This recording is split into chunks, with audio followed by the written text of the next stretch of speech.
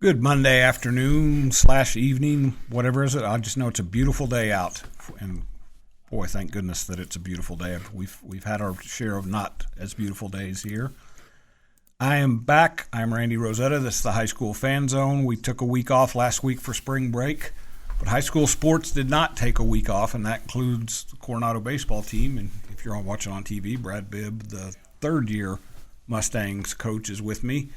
That was a busy week all over Lubbock, and it kept getting shifted and moved, and towards the end it got really crazy and really busy, and you guys benefited from We that. did. I had somebody say earlier in the week, "How was your spring break?" I said there was no break about it. It was definitely spring, but yeah, we benefited from the week and ended up being a really good week for us, and so we're excited. We're a little tough to get going today, just after the emotions of the week and all that stuff, and but we had a good workout, and we're ready to get back in the saddle again. So I'm married to a teacher, and we got to the Friday before spring break, and she's a big Texas Tech fan. I am by proxy. We found out they were going to be in Wichita. She said, well, maybe we can drive up there because my folks live a couple hours north of there. Would have been a chance to sneak up there too, and we got closer towards the weekend before spring break, and she was like, I don't want to go anywhere. Yeah, that Friday before spring break was crazy. Oh, that one. Yeah, that day. We ended up letting school out at 1:30 because our power went out. So right. It was a really crazy day at Coronado that day. That day seemed like the end was near. Yeah, it really did. That weather particular day. But you guys have Coronado is 4-2 in district, 10-9. Yes. And right there, and I mentioned this in a story I wrote for my website, you guys are right there in the thick of things. Everybody's in the thick of things, except for a few. We started looking at the standings, and that's what I do, and it's going to be so hard to look at the standings this year because everybody's going to be on a different number of games, and so it's going to be really hard to kind of follow where everybody is, but we're up there towards the top, and when the week started, actually before even district started, we knew these first 6 games were going to be really difficult. You had a rivalry set of games with Monterey, and then 2 each with Amarillo High and Cooper, who everybody thinks is going to be at the top of the district, and they are going to be at the top of the district. And I think if you told me we'd be 4-2 coming out of that stretch, I'd have taken it in a heartbeat. And so we're really excited to be where we are, and now we just got to win the games that we're supposed to win, and we feel like we're going to be in a really good spot. We talked after your last game, which was on Saturday, was a 5-4 win against Lubbock Cooper. What impresses me about you guys, and that's caught my attention, where you get thumped pretty good by Amarillo High, come back a few days later and beat them, and beat them 6-1. Yeah. I think you kind of shut them down. Yeah. Get thumped by Lubbock Cooper on a Friday night, come back 18 hours later or whatever it is. It was 5-4, but you guys had that one kind of in control. I know that's easy to say. I didn't feel like that, but But you had, and when I was writing the recap, the fact that it got close at the end surprised me when I was watching it, and then, boy, all of a sudden Graham Harden came in and he made it exciting. He did what sometimes closers do. Yeah. You give Cooper credit there because they got the runs. I didn't think either of the balls that they hit were just smoked. Nope. Both balls were to the opposite field, and they did a good job staying with Graham velocity-wise and getting those balls in play. But you didn't feel like he was just getting, lit up. But time runs on third, and you're like, hey, it'd be a good time for a double play, and what do you know? They roll a double play for us. And credit to our kids for turning it, because when the ball came off the bat, I thought, I don't know if it's hit hard enough. I don't know if it's hit hard enough to turn it. And Caden and Zarius and Matt did a really good job turning it. That was a no man's land play too, because you either get the 2 outs or you give up the tying run. Right. Yeah. We had to go for it, so they did a really good job. My friend Paul Maneri, the former LSU coach, now I should say the South Carolina coach, he's back in coaching. I remember him saying that with closers, doesn't matter what it looks like. If they can start with the lead at the end, in the last inning and finish with the lead in the last inning, they've done their job. Absolutely. And Graham's been really good, and Isaiah was really good. And he was kind of in that iffy pitch count range, where if we stick with him, there's a chance we can get in trouble. And so we just made the decision to go to Graham, and I think we would do it 100 times the same way. He's been really good in that role and really good overall. And I went back and watched it, and I didn't think he was bad. I thought his misses were pretty close, and so he'll learn from that. He's a great kid, and he's got a great head on his shoulders, and he's going to be in that role a lot. So, you mentioned giving Cooper some credit. What I thought their first couple of hitters did well is they stayed away from the sweeper a little bit. Yeah, they did. They didn't bite on that They because that kid's. I think the second kid had 2 or 3 foul balls too Yep. in a 2-strike count. And I think he struck out, but even to just extend it a little bit, we talk to our kids all the time. You get 2 strikes, if you can foul a few pitches off and make that guy work, eventually that's going to play in your favor. So you will appreciate this because you were in this spot a few years ago when you took over for Gary Hicks. Chris Baker, who's a young dude still, when I was talking to him afterwards, he was kicking himself a little bit. He said, I should have pinch hit for Wyatt Self. And I looked at him, kind of thought about it for a second, and I got home and he sent me some stats later. Wyatt Self drove in 8 runs last week. You had the guy up there that. Yeah, he's been a good player for him for a while. So they had the right guy in the right situation. We just, sometimes we got out of it. And I mentioned this to both of you. Said afterwards, a good team just beat a good team. Right.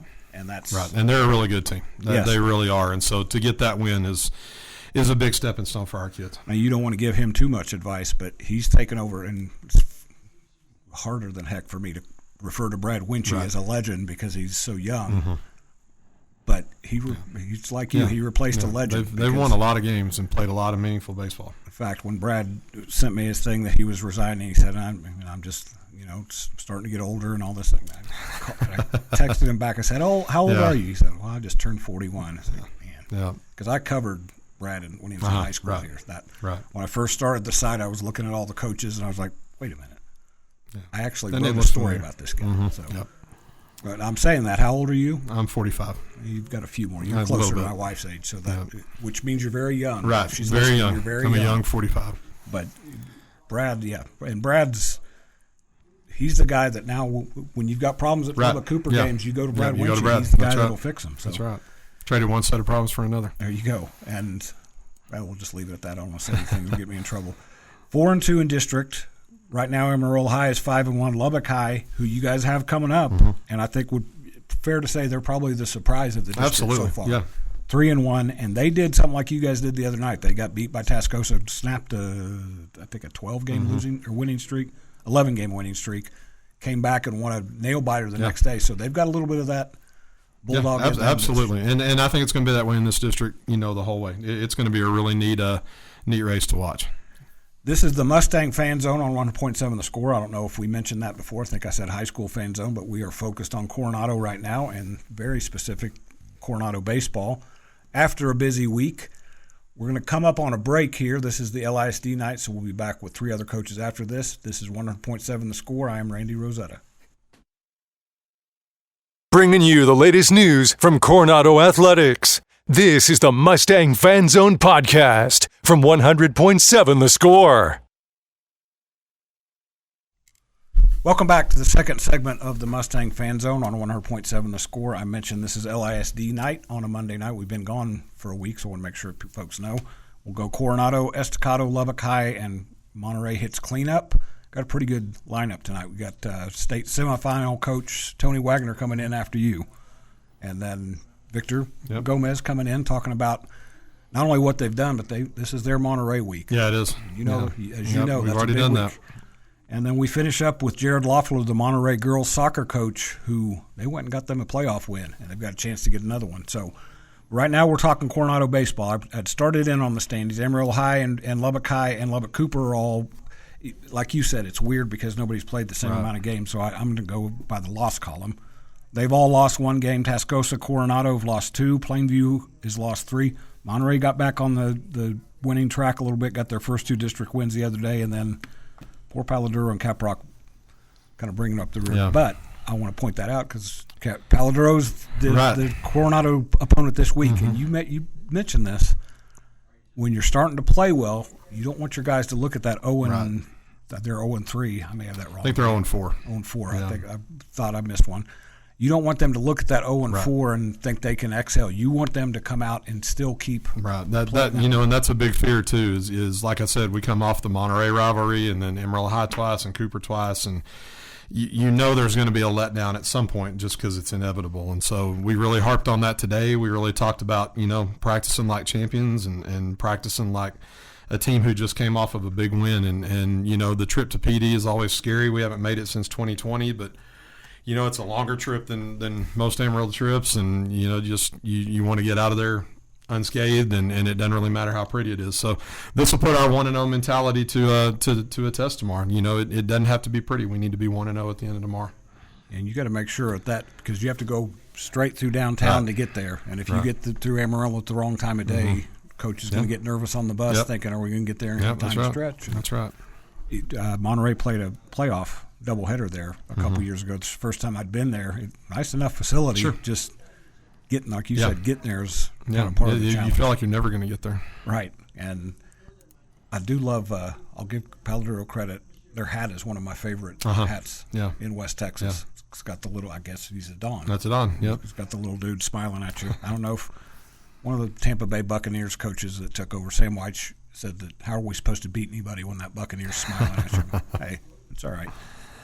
What Isaiah Vasquez, it's become a running joke every time I see you guys now. I'm like, I got to talk to him because he's done something. He's become that guy for you this year. He's become the Jared Owens, the Jack Carroll, we mentioned Sawyer Robertson in between breaks there. He's become that guy for you that kind of does a little bit of everything to get you guys going in the right direction. He has, and we really needed it. It's his third year fully to be on the varsity, and he's played a ton of shortstop, and he's pitched a ton, and he's hit all over the lineup, and he's such a calm kid. Nothing bothers him. Nope. And it really helps kind of calm us down, when he's out there, whatever position he's in.